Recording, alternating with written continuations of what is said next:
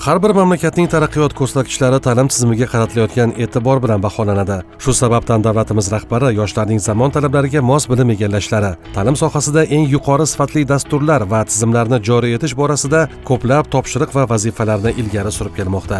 Bundan ko'zlangan maqsad yosh o'g'il-qizlarning kelgusida malakali professional kadrlar bo'lib yetishib chiqishini ta'minlashdan iboratdir. Shu sababdan bugun yurtimiz ta'lim tizimida bir qator yangilik va o'zgarishlarga qo'l urilmoqda. Misol uchun, Ichki ishlar vazirligi yo'nalishida ham. Kuni kecha Ichki ishlar vazirligi akademiyasi va Toshkent shahar ichki ishlar bosh boshqarmasi o'rtasida dual ta'lim tizimini joriy etish bo'yicha qo'shma qaror qabul qilindi. Toshkent shahar ichki ishlar bosh boshqarmasida bo'lib o'tgan uchrashuvda mas'ul rahbarlar, kursantlar va ularga biriktirilgan murabbiylar ishtirok etishdi. Unda joriy etilgan dual ta'lim haqida batafsil ma'lumotlar taqdim etildi va amaliyotga start berildi.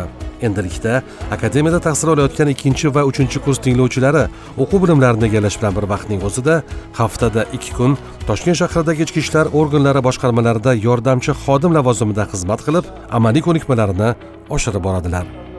Ichki ishlar vazirligi akademiyasida dual ta'lim tizimini kiritilishi ichki ishlar organlari kadrlar tizimi uchun tarixiy qaror bo'ldi desak mubolag'a bo'lmaydi. Kursantlarning nazariy bilimlarini amaliyot bilan uyg'unligini mustahkamlash maqsadida joriy yilning 9-sentyabr kunidan boshlab 2025-2026 o'quv yili davomida dual ta'limning amaliy qismini kursantlar Toshkent shahar ichki ishlar bosh boshqarmasi tarkibiy tuzilmalari hamda hududiy bo'linmalarida o'tkazilishi belgilandi. Ushbu tizim kelgusida ichki ishlar organlari uchun professional kadrlar tizimini sifat jihatdan yangi bosqichga ko'tarishga xizmat qiladi. Ma'lumki, Ichki ishlar vazirligi akademiyasi sohaga yetuk mutaxassislar yetishtiruvchi o'quv dargohi hisoblanadi. Akademiyada kursantlar sohaga oid barcha bilimlarni egallaydilar, ammo amaliyotning o'rni boshqa. Yangi tizim bo'lajak xodimning sohaga kirishib ketishini yanada tezlashtirishi bilan ham ahamiyatlidir. Xususan, dual ta'lim tizimi davomida kursantlar normativ-huquqiy hujjatlarni o'zlashtirish, nazariy bilimlarni amaliyotga tatbiq etish va ichki ishlar organlari xodimlarining kasbiy madaniyat va xizmat intizomi kodeksi o'rnatilgan tartib-qoidalarga amal qilishni o'rganadi. Dual ta'lim tizimi asosida amaliyot o'tash biz kursantlarga akademiya hududida o'rgangan nazariy bilimlarimizni amaliy ko'nikmalar bilan mustahkamlashimizga, elektron baza va platformalardan foydalanish ko'nikmasini egallashimizga, bundan tashqari kasb mas'uliyati haqiqatda qanday ekanligini chuqur his qilishimizga zamin yaratmoqda. Ushbu tizimning ahamiyatli jihati shundaki, har bir kursantga amaliyot davomida ko'p yillik tajribaga ega bo'lgan murabbiylar biriktirilgan va biz kursantlar kun davomida ularning nazorati ostida bo'lamiz. Xizmat faoliyati davomida tuziladigan hujjatlar bilan tanishamiz, ish tartibini o'rganamiz. Yoshlarning ta'lim olishini davlat siyosati sifatida ko'rib, ular uchun keng imkoniyatlar eshigini ochib berayotgan, zarur shart-sharoitlarni yaratib berayotgan muhtaram prezidentimizga chuqur minnatdorchilik bildirib qolamiz. Va'da beramizki, biz Yangi O'zbekiston yoshlari bor kuch va bilim salohiyatini vatan taraqqiyoti, yurt tinchligi va jamoat xavfsizligi yo'lida safarbar etuvchi o'z kasbining professionallari bo'lib yetishamiz. Bugungi kunda kursantlar akademiyada 7 ta yo'nalish: tezkor qidiruv, ekspert kriminalistika, huquqbuzarliklar profilaktikasi, xizmat faoliyatini tarbiyaviy psixologik ta'minlash, tashkiliy shtab, probatsiya, raqamlashtirish texnologiyalari sohasidagi jinoyatlarga qarshi kurashish faoliyatlari bo'yicha tahsil oladilar. Amaliyot jarayonlari ham xuddi shu yo'nalishda.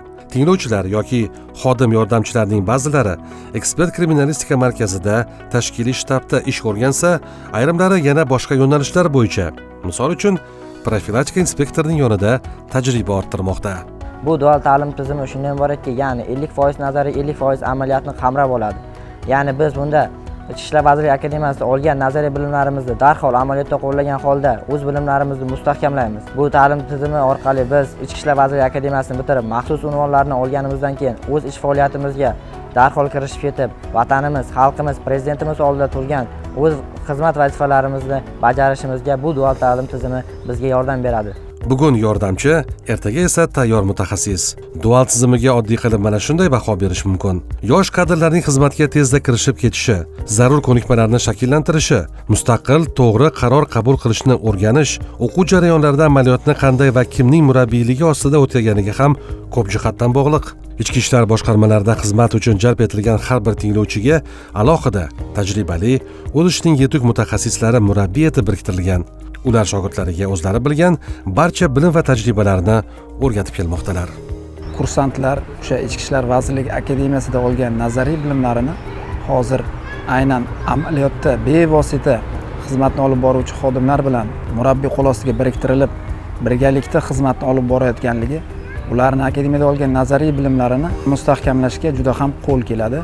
Bu kelgusida kursantlarimizni o'sha akademiyani bitirganda kasbga tezda kirishib ketishiga va ularning tayyor professional yetuk kadrlar bo'lib chiqishiga foydasi tegan. Ta'kidlamoq joizki, sohaviy xizmatlar va hududiy bo'linmalarga biriktirilgan kursantlar ish haqqi belgilanmagan va shtat birliklariga kiritilmagan holda ta'lim yo'nalishlari bo'yicha xodim yordamchisi lavozimiga tayinlanadilar. Bu tayinlov bo'lg'usi xodimlarning mas'uliyatini yanada oshirishga, bilimlarini yanada erkin qo'llashga, to'g'ri qonuniy qaror qabul qilishga turtki bo'ladi.